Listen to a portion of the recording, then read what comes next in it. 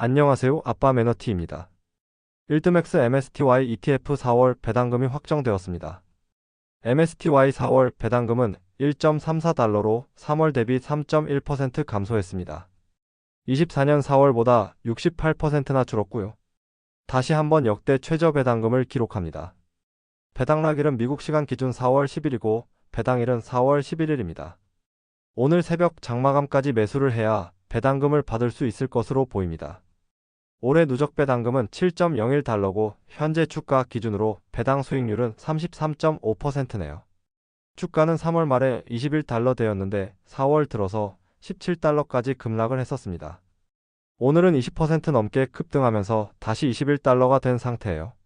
비트코인과 스트래티지와 한 달 동안 주가를 비교해보면 비트코인은 한 달 전보다 4% 하락한 것으로 나오는데 스트래티지는 24%, MSTY와는 14% 상승을 보입니다. 스트래티지와 MSTY가 변동성이 장난이 아니네요.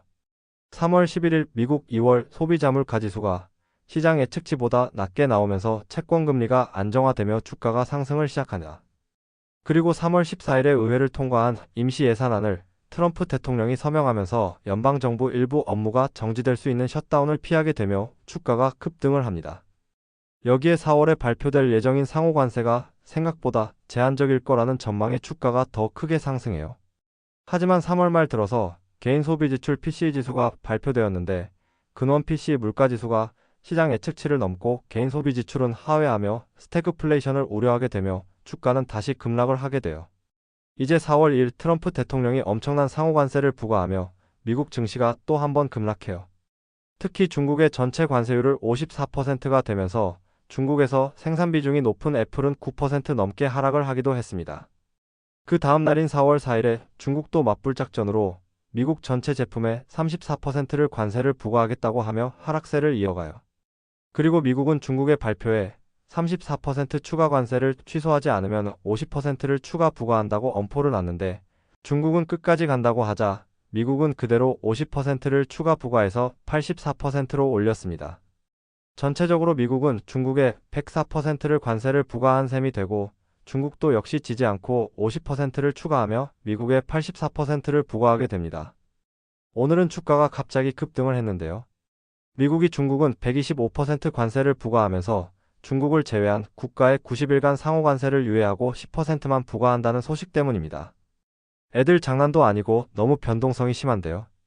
덕분에 나스닥100은 12% 상승하며 5년 만에 최대 상승이라는 기록하게 됩니다.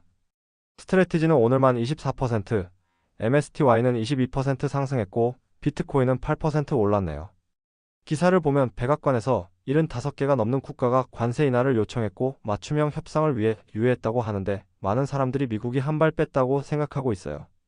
그 이유 중 하나로 미국 국채 금리가 급등을 했는데 미국 국채에 대한 신뢰가 떨어지고 있다는 내용과 중국이 미국채를 대량 매도했다는 분석이 나오고 있습니다. 미국은 재정 적자를 줄이기 위해 국채 금리 하락을 유도하고 있는데 마음대로 안 되고 있는 거죠. 미국이 중국을 누르려는 전략이 안 먹히는 것 같은데 이제 적당한 선에서 그만했으면 좋겠는데 쉽지 않을 것 같습니다.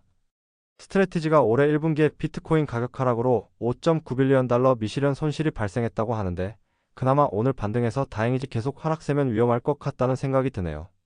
오늘 준비한 내용은 여기까지고요. 시청해주셔서 감사합니다.